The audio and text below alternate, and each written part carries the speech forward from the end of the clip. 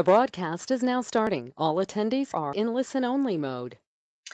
Hello, and welcome to today's webinar, Maintaining Staff Productivity, presented by our sponsor, Heffernan.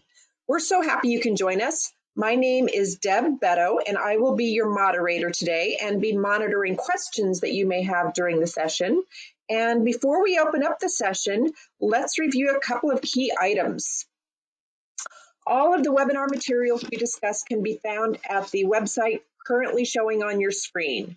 I will be sharing this website address in a follow-up email, so don't feel like you need to write it down right now. If you have trouble with your internet connection during the webinar, we recommend leaving the presentation and logging back in. We do not control the audio. Your devices control the audio. So if you have audio difficulties, try adjusting the volume settings on your device. If a telephone line goes dead during the call, hang up and call back again to the same number. If all lines go dead, watch the on-screen chat box for an alternative call-in number. Please feel free to ask questions or provide feedback by using the chat box or questions box during the webinar. If you are using a tablet, you may need to tap on the screen for the options bar to appear, and then you can select the appropriate option. We may not respond immediately, but we will work your questions or feedback into the presentation. If we can't get to your comment or question during the session, we will be online afterwards to respond, or we may follow up in an email if we run completely out of time. You may also email us at moderator@aspenrmg.com for up to 48 hours after the webinar. This will be a 1-hour presentation. Questions and comments are very much encouraged throughout, and the presenter will be answering questions at the end. And lastly, we have a number of webinars upcoming covering a variety of topics, including those listed at the Heffernan webinar website. In addition, we offer the mandatory Preventing Harassment training in English 3 times a year. With that, let's begin today's session, Maintaining Staff Productivity. Our presenter today is Nicole Osborne. Nicole Osborne is an MBA and SPHR, and she is the owner of Synergize HR Consulting. As a private consultant, she works with small to mid-sized businesses and local government as a strategic partner in matters of performance management, training and development, leave management, Americans with Disabilities Act interactive process, the ADA process, equal employment opportunities, and safety. In addition, she works with individuals as a job coach and expert resume writer. Throughout her career, she has provided strategic direction, thought leadership, and championed the development of initiatives to recognize and retain top talent.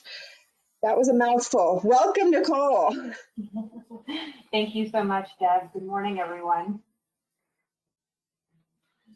So just a short disclaimer that the information I'm about to present to you is not intended to constitute a consulting relationship with you. So today we have a pretty good agenda talking about productivity. We're going to discuss what makes people productive, discuss some strategies to make you and your team more productive. We'll talk about the new topic of the remote workforce and productivity, since many of us are new to this. I'll give you some tips for managers and staff, and we'll also share some resources with you. And of course, at the end, we'll be happy to answer any questions that you may have. Before we get started, I just wanted to give you a quick poll to take your temperature. My question for you is, do you describe your team as productive? All right, so I'm going to read the answers first because I think that there's some answers that I wasn't able to fit into the whole polling question, and then I will launch the poll. So your choices are, yes, we consistently outperform, or sometimes we get a lot done, but we can always improve, or no, my team needs to become more productive, or we were productive until the pandemic came along. So what are your answers here? And I will keep the poll open until we have about 75% of the people that have voted. And for those of you that have voted using the questions box, that's perfectly fine. I will get your answers in there. And we've got about 70%. So I'll close the poll. And Nicole, it's 9% say yes, we currently outperform. 75% say sometimes. 17% say no, my team needs to become more productive. And only 2 people said that they were productive until the pandemic came along. So that's a little surprising. Actually, it is very surprising because I've heard that quite a bit from my clients that the pandemic has derailed their productivity. But in any case, I think that you'll find some useful information here today. So what is productivity? One of my favorite things is work smarter, not harder. No matter what your job is or what industry you're working in, there never seems to be enough hours in the day. As a result, many of us feel that we are always behind. And that's not good for productivity or your health. So what do you do about it? Work more hours? I believe the answer is not necessarily. Instead of working more hours, you can become more effective by focusing your energy where it matters. This boosts our productivity. Productivity is the measure of efficiency of a person completing a task. We often assume that productivity means getting more things done each day, and that isn't it. Productivity is getting important things done consistently.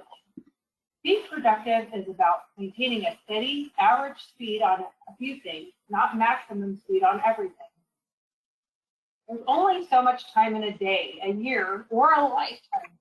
Productivity generally refers to the ability of an individual, team, or organization to work efficiently and effectively within the time that they're allowed in order to maximize output. High productivity results from a mix of factors, including motivation, personality, environment, support from others, time management, and sometimes even luck. Physical elements also play a role in fostering productivity. Exercise, healthy eating, and sufficient sleep can boost efficiency both in the short and long term. Some people seem to be natural super producers. Others struggle to become more productive and may look to daily exercises and better habits to get things done. An individual's productivity hinges on mental energy and a sense of internal and external motivation. It often emerges naturally from the work that they find inherently meaningful or valuable.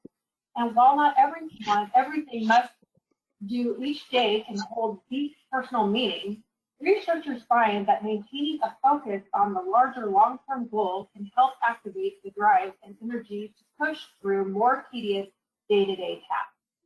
Unfortunately, there are countless ways for productivity to be derailed. For example, it takes time for the brain to disengage from one set of tasks and commit to another. So switching between many tasks at once will slow overall productivity. Technology poses an endless supply of immediate distractions as well. Avoiding them as much as possible should help fuel productivity.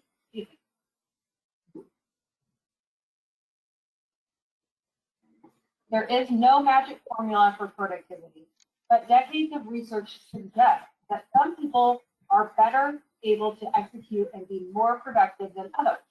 While some factors that drive productivity, like personality, aren't always easy to change, those who need to boost their productivity can focus on simple steps validated by research. Anyone can take steps to increase their productivity, identify hacks and techniques that work for them, and overcome obstacles to productivity that may be in their path. In humans, the drive for productivity tends to be motivated by a set of overlapping natural desires. These include a desire to contribute to a group, a desire to be challenged and mentally stimulated, and a desire to fulfill basic needs such as food, shelter, and safety. Such desires can motivate you to complete an assignment at work, clean your house, or make dinner for your family. Beyond these basic needs, productivity is also driven by your self-concept and emotions. You may be motivated to complete a difficult project because it will make you more attractive for promotion, or because you want to feel satisfied in a job well done. The desire to be perceived by others as a productive person a highly valued trait in many cultures, may also motivate someone to get things done, even if it isn't necessary for your survival. Differences in personality play a major role in productivity. Some individuals tend to be more organized, are more attentive to detail, and goal-directed, which all favor productivity. Individuals who are better able to delay gratification may also be more productive than those who tend to pursue immediate reward. External factors such as support from others, education, and your environment can also influence an individual to be more or less productive. Both positive and negative emotions can drive or hinder productivity through their specific effect, though their specific effect may depend on the individual. In general, negative emotions exert a much greater effect on someone's output. Feeling stressed out and anxious about an upcoming deadline can motivate one person to work diligently to turn it in early. However, another person may attempt to avoid such negative feelings by putting the project off until the last possible second. The effect of happiness and productivity is complex. It has been long suggested that happy workers are more productive. A study from the University of Oxford found that when workers are happier, they work faster. However, working faster doesn't equal being more productive. A Stanford University study tells us that compassion is actually better for the workplace productivity. What about workaholics? Are workaholics more productive? Not necessarily. While someone who works compulsively may give the appearance of higher productivity, most evidence suggests that it is an illusion. In the long run, those who never stop working tend to work less effectively and struggle to maintain focus. They also have a significantly higher risk of depression and anxiety, which will likely in turn harm their productivity. Humans are not machines, and attempting to maintain constant productivity is a recipe for disaster. Evidence suggests that people who maintain high productivity tend to engage in certain behaviors. These include setting clear boundaries between work and life, saying no to new tasks when overburdened, prioritizing regular breaks and time off, and collaborating with others in a way that benefits both parties. So many factors impact productivity. This graphic only illustrates a few of them, but it all breaks down to factors you can control versus factors you have no control over.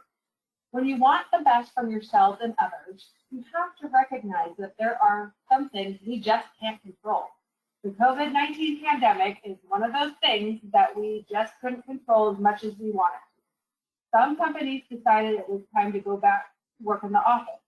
However, if there is an outbreak, the office has to shut down for quarantine and sterilization. You can't change your employees' personalities. However, you can help your employees learn more about their own personalities and how to work with others. This can be taught through coaching and training. You can use instruments like DISC, Myers-Briggs, or Productive Index. These tools give us better understanding of group dynamics and help people be more productive at work. You may not be able to control if your employees get sick or not. However, you can give them education and tools to be healthier, such as wellness incentives or programs. You have control over the work environment, the team's motivation, company culture, and workflows and processes. If your team isn't productive, find out why by asking if it's because they can't do it or because they won't do it. If your team can't do it, provide training, remove obstacles, and improve processes to make work better. And if they won't do it, find out what your employees' motivation is and try to appeal to their drive. As a last resort, you can discipline or terminate individuals who won't do and don't find better motivation to change their business. Productivity draws on a combination of mental energy, physical energy, and motivation derived from meaningful work. Simple strategies can support these primary needs, improve focus, and boost efficiency regardless of the domain, work, school, or home. Productivity over the long term also relies on maintaining physical and mental health. though many people don't always consider how self-care, regular sleep, and consistent exercise can contribute to their work performance or ability to complete tasks at home. In reality, all these things are critical for improving cognitive functioning and ensuring that one has the stamina to boost the necessary tasks. They also often boost your mood, which can further improve productivity as well as promote greater well-being. In many ways, promoting productivity is a straightforward process, though that doesn't always mean it's easy. Identifying one's priorities and completing projects or tasks that are most important or meaningful can lead to a productive period. Creating a schedule for decisions that need to be made and jobs that need to be completed is also useful. When one faces responsibilities that seem particularly daunting, break them into small incremental steps tends to be beneficial.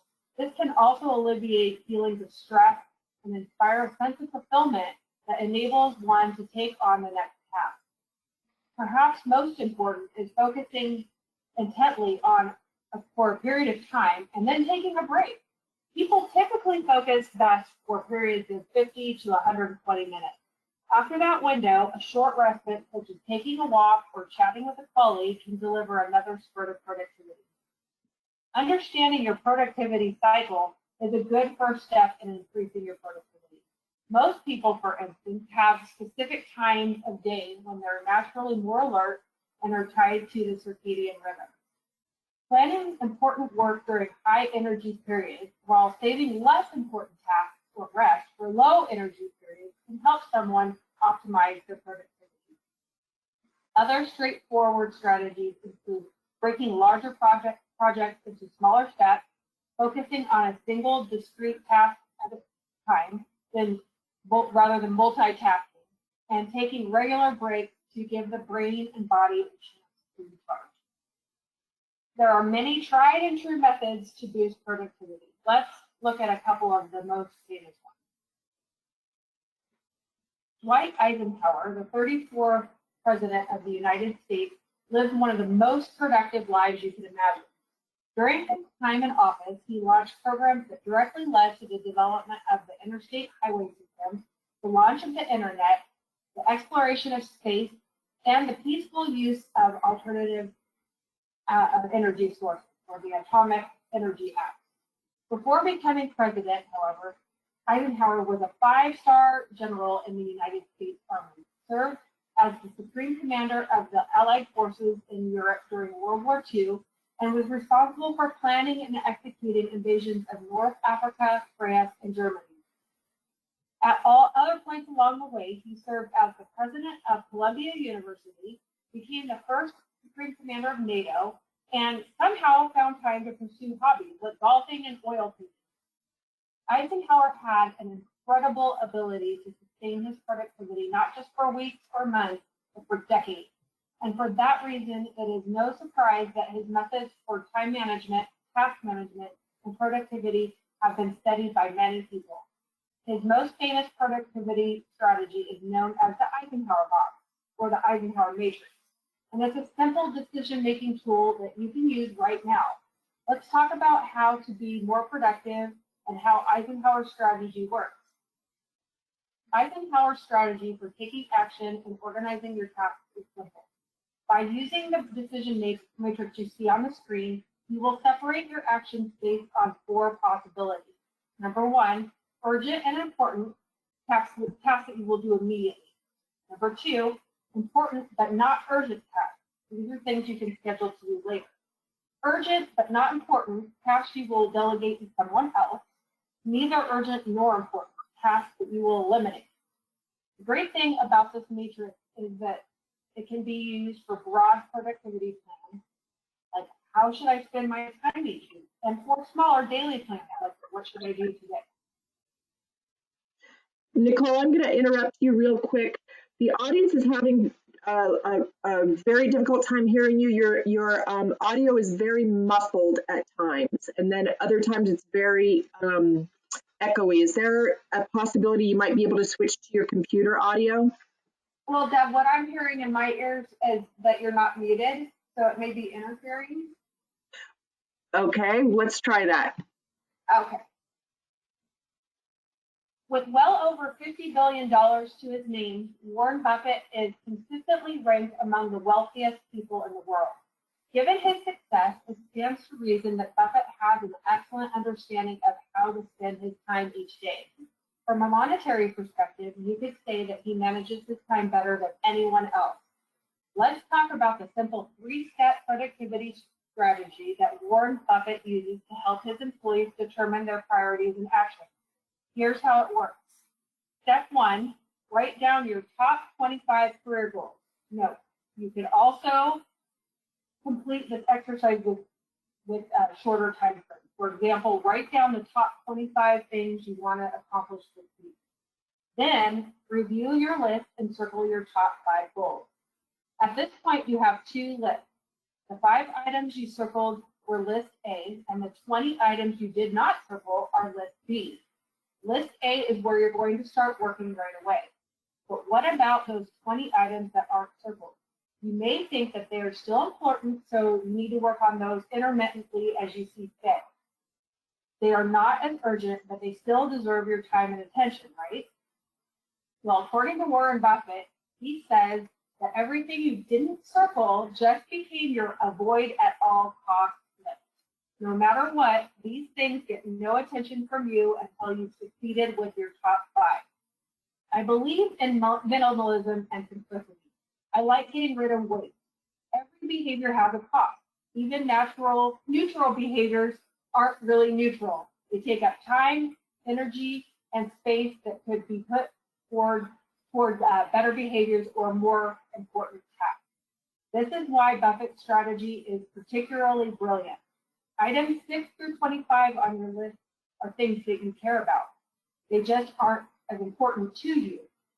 It is very easy to justify spending your time on them. But when you compare them to your top 5 goals, these items are actually distractions. Spending your time on secondary priorities is the reason you have 20 half-finished projects instead of 5 completed ones. Eliminate them ruthlessly. Force yourself to focus. And the most dangerous distractions are the ones you love, but that don't necessarily love you back. In 1918, Charles Schwab was one of the richest men in the world. Schwab was the president of the Bethlehem Steel Corporation, the largest shipbuilder and the second largest steel producer in America at the time. The famous inventor Thomas Edison once referred to Schwab as the master hustler. He was constantly seeking an edge over the competition. One day in 1918, in his quest to increase the efficiency of his team and discover better ways to get things done, Schwab arranged a meeting with a highly respected productivity consultant named Ivy Lee. Lee was a successful businessman in his own right and is widely remembered as a pioneer in the field of public relations. As the story goes, Schwab brought Lee into his office and said, "Show me a way to get more things done." Lee asked for 15 minutes with each of his executives. During his 15 minutes, Ivy explained his simple daily routine for reaching peak productivity. Number 1, at the end of each workday, write down the 6 most important things you need to do the next day. Do not write down more than 6 things. Number 2, prioritize these 6 things in order of their true importance. Number 3, when you arrive the next day, concentrate only on the first task. Work until the first task is finished before moving on to the second task. Number 4, approach the rest of your list in the same fashion. At the end of the day, move any unfinished items to the new list of 6 tasks for the following day. Repeat this process every working day. The strategy sounded simple, but Schwab and his executive team at the Bethlehem Steel gave it a try. After 3 months, Schwab was so delighted with the progress his company had made that he called Ivy Lee into his office and wrote him a check for $25,000. A $25,000 check written in 1918 is the equivalent of a $400,000 check in 2015. The Ivy Lee method of prioritizing your to-do list seems stupidly simple. How could something this simple be worth so much? It's simple enough to actually work. It forces you to make tough decisions. It removes the friction of starting. It requires you to single task instead of multitask. The bottom line, do the most important task first each day.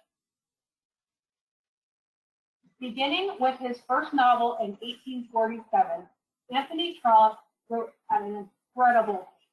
Over the next 38 years, he published 47 novels, 18 works of nonfiction, 12 short stories, 2 plays, and an assortment of articles and letters. Trollope achieved his incredible productivity by writing in 15-minute intervals for 3 hours each day. His strategy is explained in Mason Curry's book, Daily Rituals. It had at this time become my custom, and still my custom. Through the late, I have become a little lenient on myself to write with my words before me and require of myself 250 words each quarter of an hour. This division of time allowed me to produce over 10 pages of an ordinary novel volume a day, and if kept up through 10 months, would have given, as its results, 3 novels of 3 volumes in each year. That's a quote from Anthony Trollope himself. Trollope's approach may seem simple on the surface, but there is more going on here than it may appear at first glance.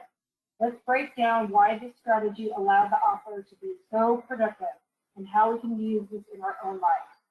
After writing your priorities for the day, if the number one task is a really big project, then it can leave you feeling frustrated because it takes a long time to finish. For example, last week I was working on a project that took 2 days to complete. On Tuesday morning, when I began the task, I knew I wouldn't be able to finish it that day. Even though I knew I would work all day without completing the task, I still found myself feeling frustrated by mid-afternoon. It was 4 p.m., and I spent all day working on the most important task. Yet the only thing I had to show for my work was an unfinished project. My to-do list was just as long as it was in the morning, even though I was spending my time in the correct way. I was doing the right thing, but it can still be disheartening to be stuck on task number 1 when you've been working all day. These feelings of frustration are a possible downside of the prioritized to-do list. Anthony Trollope, however, developed a solution to this common problem. Anthony Trollope was in the business of writing books, and writing a book is a big project. It is not the type of task that you complete in a day. In some cases, merely writing a chapter is still too big for even a single day. However, instead of measuring his progress based on the completion of chapters per book, Trollope measured his progress in 15-minute increments. This approach allowed him to enjoy feelings of satisfaction and accomplishment, which very quickly continue to work on the large task of writing the book. This is a big deal for 2 reasons. Number 1, small measurements of progress help to maintain momentum over the long term, which means you're more likely to finish large tasks. And number 2, the faster you complete a productive task, the more quickly your day develops an attitude of productivity and effectiveness. I have found the second point, the speed in which you complete the first task of the day, to be particularly important for maintaining a high productive output the afternoon. Anthony Trollope didn't have to wait 3 months to feel a sense of accomplishment for completing his book, nor did he have to wait 3 days for a finished chapter. Every 15 minutes, he could check his progress. If he wrote 250 words, he could mentally check off that the time block was productive, and he had a sense of immediate accomplishment. Along those same lines, the Getting Things Done method is a productivity system developed by productivity and organizational consultant David Allen and popularized in his 2001 book entitled Getting Things Done. The core tenets of the Getting Things Done system involve writing down everything that needs to be done, breaking them into actionable steps, grouping similar tasks together, and scheduling blocks of time in which to complete them. Though many aspects of the Getting Things Done method are widely known or shared by other productivity systems, the Getting Things Done method has gained a large following for its simplicity and straightforwardness. Some proponents claim that in addition to improving productivity, the Getting Things Done system may also reduce anxiety. Nicole, Pomodoro, Nicole, I'm going to interrupt you. We're still getting a lot of audio muffling. It kind of sounds like you're underwater and a lot of the participants can't hear. Can we try maybe switching to the computer audio? Do you have computer audio? I can try in 1 second. Okay. Sorry about that. You were on a great roll too, and a lot of the participants are saying that your information is so good they're hate missing it.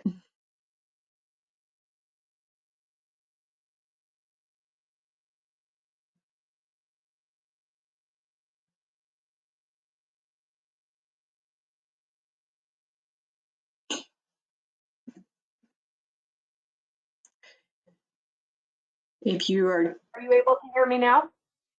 let's give that a try. I'll mute myself right now. Okay. Okay, so the Pomodoro technique is a relatively simple timing technique that is thought to be effective for you to get something specific done or to work more effectively over the long term. Someone using the Pomodoro method will set a timer for 25 minutes and work on a single task for the duration of that time. When the timer goes off, they will take a 5-minute break, reset the timer for 25 minutes, and start again, either on the same task or a different one. After working for 4 Pomodoros, each 25-minute unit counts as 1 Pomodoro. They will take a longer break, usually 15 to 30 minutes. The Pomodoro technique was named for the tomato-shaped timer its creator, Francisco Cirillo, used to devise for the technique. Pomodoro is Italian for tomato. Though there is little formal research to back up the technique's effectiveness, many individuals, coaches, and time management professionals report that it helps boost productivity by improving concentration and discouraging multitasking.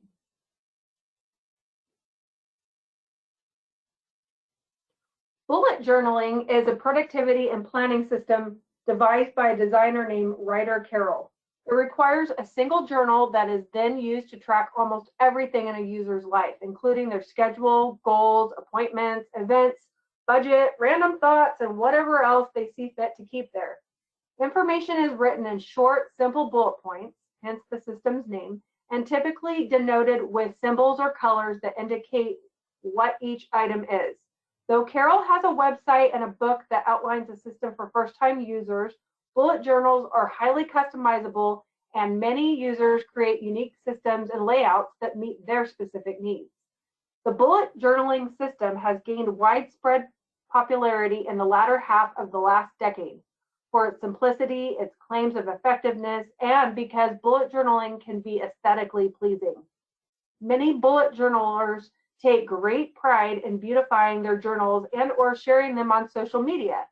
Carroll himself has said that bullet journaling helped him manage his learning disabilities and ADHD, both of which he was diagnosed with as a child.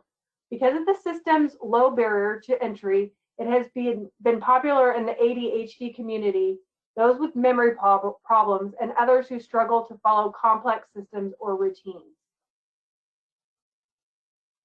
To-do lists have often been found to be effective if they're used consistently, but whether they're used consistently tends to come down to someone's personality, productivity style, and the nature of the work that needs to be done. Some research, for instance, has found that individuals who make structured, regular to-do lists tend to procrastinate less and work more effectively than those who don't. However, many of these individuals also appear to be significantly higher in personality trait conscientiousness, which may make them more likely than others to follow through on a task in the first place. Less conscientious people may still benefit from using to-do lists, the research argue, but they may need to first get along doing things, something that at first may feel out of character. Making lists of things to do can help anxiety. People who feel overwhelmed by all that needs to be done and find that having it down on paper renders it more organizable, less frightening, and easier to tackle.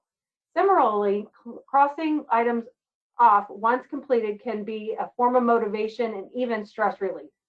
To-do lists can also help an individual separate unimportant tasks from important ones, keep track of easily forgotten responsibilities or appointments, and break large tasks into smaller chunks. There is no right way to write a to-do list. However, there are some specific strategies that may be helpful, including separating appointments from tasks that can be completed at any time. Writing appointments on a calendar, in addition to keeping a to-do list, can be helpful. Keeping different groups of to-dos. This can serve as a reminder to move from one particular task to another related one, which can improve efficiency and allow more work to be done and completed in a less time. Breaking larger tasks into smaller steps with a to-do list item for each one. Large, complex tasks can be daunting to start and may linger on a to-do list as a result. Breaking them into baby steps can help lower the barrier to entry and make it more likely to be completed. In addition, crossing things off when you hit the milestone is mentally rewarding and provides you motivation to go to the next one. Creating a regular entry for recurring necessary tasks and scheduling specific items on a day, week, or month to complete them is also helpful. The most common problem people face with their to-do list is that they're too detailed and it becomes overwhelming. Some people benefit from having every possible task, both large and small, on a long-running to-do list, but others find that this approach creates visual and mental clutter, which makes it difficult to direct their energy to what matters. Those who find that an exhaustive to-do list overwhelm them and make it more challenging may benefit from taking a different approach. David Burkus, a leadership and management professor, suggests a counterintuitive solution.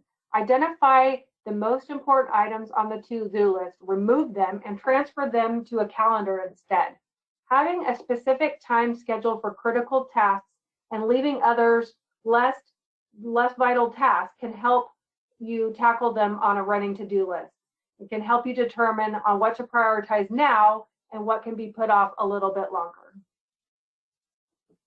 Certain strategies and tricks are designed to bolster lagging motivation, both for short and long-term goals. One way is bundling, which is combining undesirable activities with desirable ones. For example, someone struggling to find motivation to work out could make sure to do so while listening to their favorite podcast. Another one is a buddy system, completing tasks with a friend or another accountability partner. Some experts recommend this simple but tedious life admin tasks like paying bills, scheduling appointments, etc., be done in the presence of a friend to make the task less unpleasant. Your future self. This is one where you deliberately imagine how your future self will feel if a goal is or isn't completed. This can serve as both positive and negative reinforcement based on an individual's preferred motivational style. Yes, research has consistently found that more people are likely to stick with good habits if the cues and tools are directly built into their environment. Someone who wants to eat more fresh fruit, for instance, could buy a fruit basket and store the fruit directly on their counter where they'll be visually reminded of their goal throughout the day. Someone who wants to improve their focus at work, on the other hand, could reorient their office so their back is to the door, making them less likely to be distracted by coworkers walking by. Beyond specific behaviors an individual wants to promote, there are additional environmental tweaks that may improve productivity. Working in a well-lit, properly ventilated room, for example, has been linked to greater well-being, productivity, and concentration, while having plants nearby has also been associated with increased attentiveness and reaction time. So how's your team doing? Let's take another poll and see what you're thinking about your team during this time of possible remote work. All right, and I'm going to do the same thing here. I'm going to read the answers first, and then I'm going to launch the polling question because these are some long answers that didn't fit in the polling boxes. So how is your team doing? Is it A, as good as can be expected? We have a wellness program in place and look after our employees' mental and physical well-being. B, we provide health benefits and expect our employees to know what to do to take care of themselves. C, I regularly check in with my employees and am informed of things that may impact their productivity, such as stress at home. Or D, I don't know because I've never asked. So I'll let you vote there. And Nicole, your audio is so much better. Thank you so much. Oh, good. I'm It's glad to hear that. yeah. You were just sounding like you were some people described it as being underwater, and sometimes it would echo and then it would be muffled and then echo and be muffled. So it was hard to focus, but the information is so good. This is one of the webinars that I'm taking copious notes because I could use some better productivity myself. Okay. I think we all can.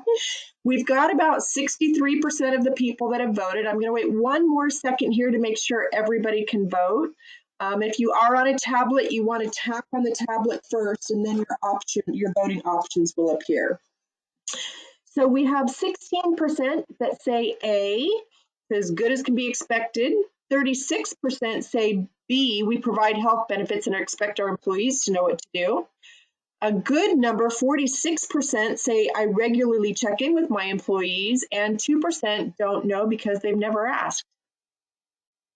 Well, good. I'm glad most of you are doing something to help your team. These times have been especially trying while we've had to learn quickly how to balance our work and home lives.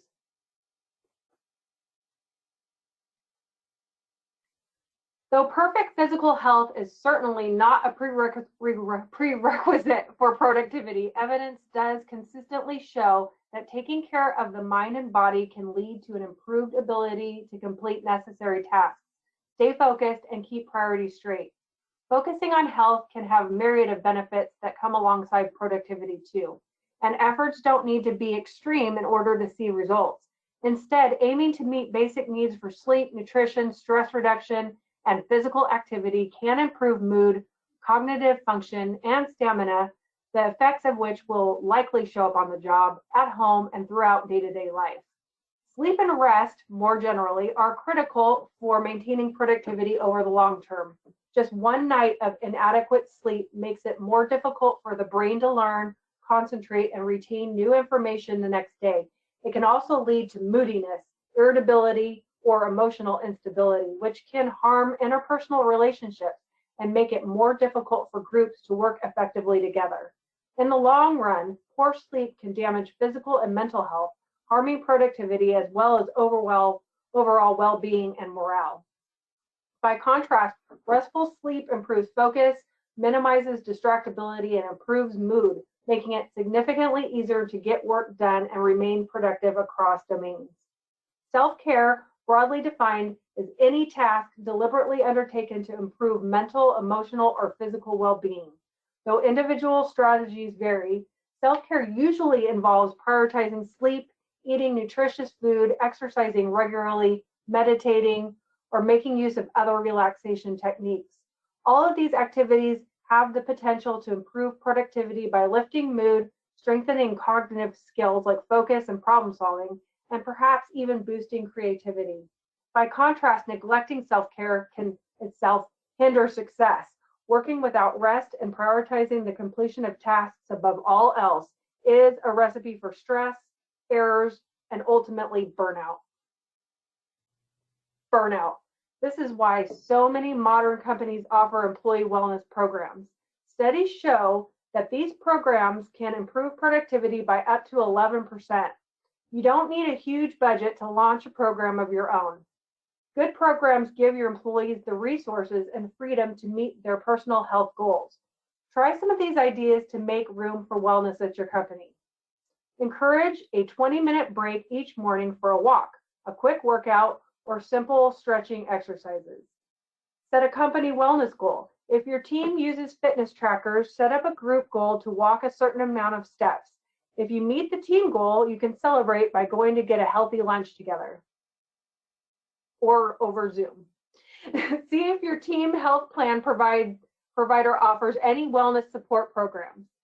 Get your team together to participate in a marathon or obstacle course race. Start a weekly fitness class, either virtual or in your office. Promote a healthy work-life balance by setting clear communication rules. If people are used to answering messages or sending emails after hours, put a stop to it. Give your employees permission to take mental health days. They're not going to be productive when they're overwhelmed anyway. Whatever you decide to do, make sure that you participate. You can't force employees to take care of themselves, but you can set the right example. Stop sending messages after hours. Talk about the meaningful things you do outside of work. If you set a wellness challenge, be the one to beat. If you offer a wellness program, you have to be the top participant. Set the example. Prove to your employees that this stuff actually matters. If you don't practice what you preach, your team will see it's not important and nothing will change. So here's some ways to produce productivity in your team. Number one, be efficient. Consider how your business is currently operating and be open to the potential of changing the way you work. Remember that it's equally as important to make short-term and long-term lists as it is to prioritize tasks, especially in a small business. Is there a better way that staff members could structure their day to enable them to achieve their daily goals? Provide each member of staff with a plan and encourage them to make a list to ensure he or she completes the prioritized jobs on time and stays on task all day, resulting in efficient working. Number two, delegate. Delegation comes with an element of risk, but increased responsibility is important for improving the morale and job satisfaction of your staff. Give responsibilities to qualified employees that have a proven track record of success in a certain field and trust that they will perform the task well. If you allow employees the chance to gain skills and leadership experience, it will benefit your company and provide your employees with a sense of achievement and direction in their own careers. Number three, reduce distractions. Social media can be a huge productivity killer, but it isn't practical to have a no phone policy. Instead, try to keep employees focused and engaged while allowing them breathing room. Encourage employees to turn off their mobiles, but take regular breaks during the day, which can be they can be free to check their phones. This will ensure that they have the time spent at their desk is more productive. Number four, have the right tools and equipment. Providing employees with the right tools and equipment is important so they can perform their duties effectively on time. There's nothing more counterproductive than spending time waiting for paperwork to print because you haven't got a fast printing device. High quality modern programs and equipment make a massive difference not only to the workforce, but how your company is perceived. Number five, improve workplace conditions. A comfortable working temperature is between 68 and 70 degrees. An environment that's too hot or cold distracts from concentration, as employees will spend time walking around to get their coats or an electric fan. Ensure both heating and air conditioning systems are in good working order when the relevant season comes around. Number six, offer support and set realistic goals. A common problem for managers is having no clear, strong sense of whether their employees are high performing or not. Do your employees need an incentive to stay on track? Help them by offering goals that are achievable. Provide clear direction to supervisors and employees to help clarify expectations. This will help increase their productivity and they will have a clear focus and clear goals.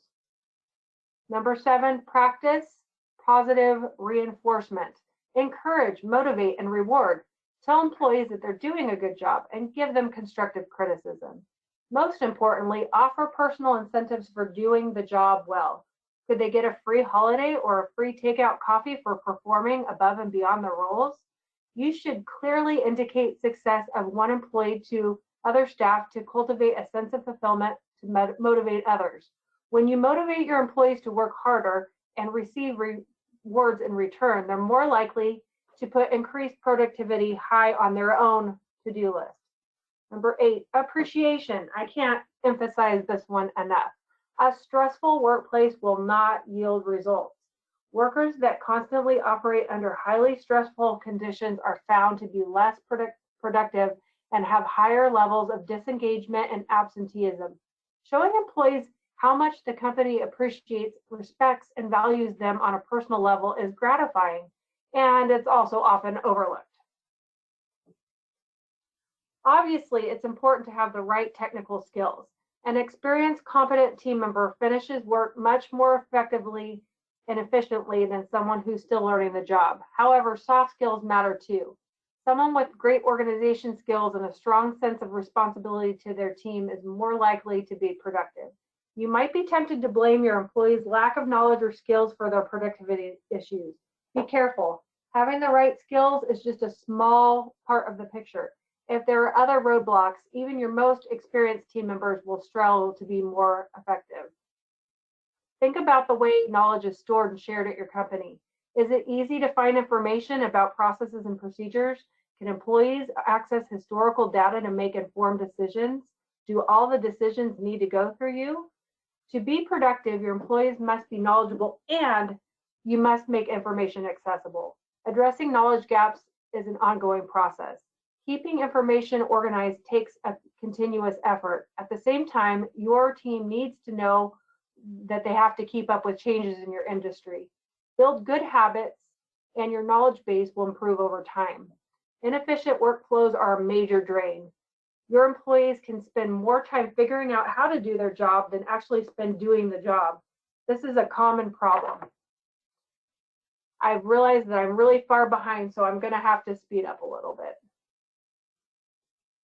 Data from surveys in the past couple of months show working from home is producing a better turnaround on projects and increasing productivity.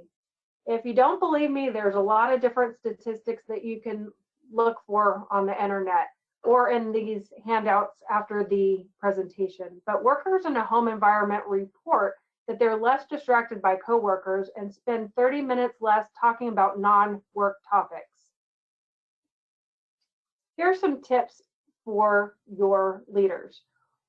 Ask them to review this list and hopefully it will encourage some discussion among your team. You can look for some of these tips to implement a more productive work environment with the leaders setting the tone. Also, there are tips for workers. You can help them become more organized by being more comfortable and understanding that we all are juggling work and home at the same time. So giving them the space to take breaks when they need to take care of their kids or just to step away from their desk actually can make them more productive. But you can send this list out to your people and give them a good reminder of things that they can do to be more productive. How to measure productivity. There's a lot of different ways, either by the percentage of the goal, the number of tasks they've completed, the revenue that they're generating per employee. You can use the labor productivity formula or just based on the activity level. But whatever method you choose, make sure that your employees are informed of the ways that they're going to be measured so that they can help stay ahead of the curve and be more productive. There are so many resources out there. We have barely scratched the surface today on all the things that you can read and do and learn about to be more productive. Hopefully this has given you some food for thought that you can go out there and look at some of these new resources that you may not be acquainted with. These are some of my favorite books, especially The 7 Habits of Highly Effective People, which in a lot of places has become the work mantra for their culture.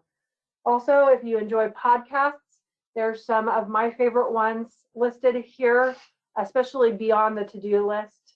Check them out. You may get some helpful information there. I wanted to save this last couple of minutes for any questions that you may have. Thank you, Nicole. That was such great information. We do have a few questions that have come in. How do you handle employees who have injuries and are unable to be productive due to their injuries? Well, that begs a lot of questions. If they're hurt on the job or if they're hurt because of off the job or personal health issue. If you're talking about a work comp injury, you probably want to do everything you can to accommodate them, because if you send them home, you may never get them back. Studies show that if you can at least keep them in the office doing things that are within the restrictions, that they won't fall away and never return to work.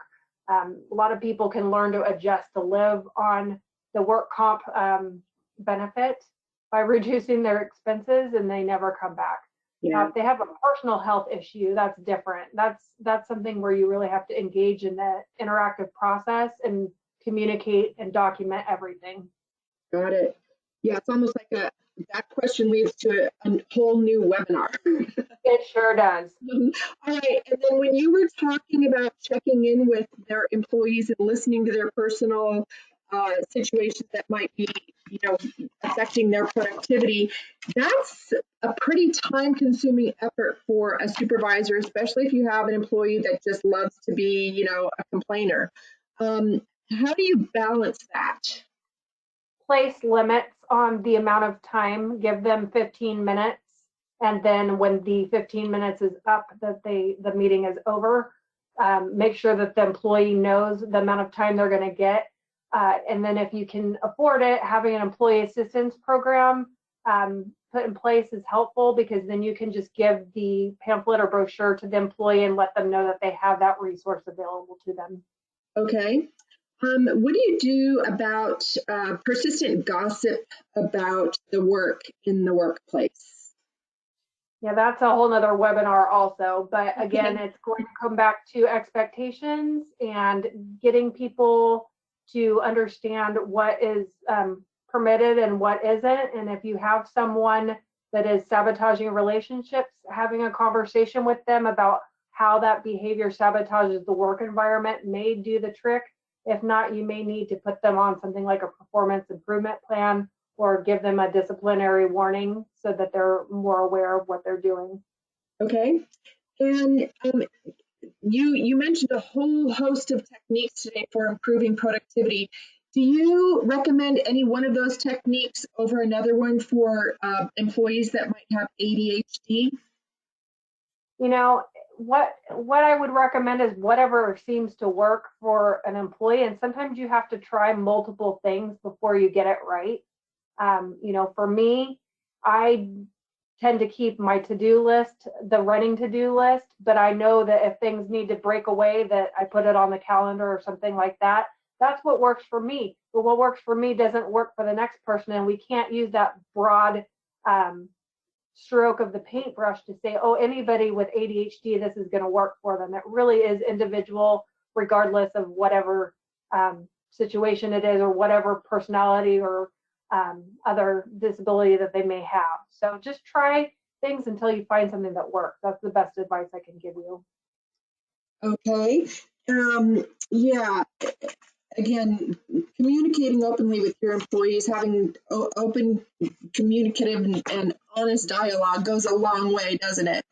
It sure does. And, it helps build the relationship with the employee if they know first how much you care about them as a person, and then, they will be more energized and have better morale and will want to work harder to make you happy. Okay. Well, thank you everyone for attending today's webinar presented by Heffernan. We will send information by email with instructions on how to access a copy of the presentation on our website. If you want a copy of the webinar recording, please email us at moderator@aspenrmg.com. And thank you, Nicole Osborne, for your time and expertise today. We hope all of the attendees found today's webinar to be a valuable use of your time. And if you still have that work comp question about your employee, please be sure to join us on March 9th for work comp updates. Maybe you'll get some answers there. Thank you, everyone, and have a safe day.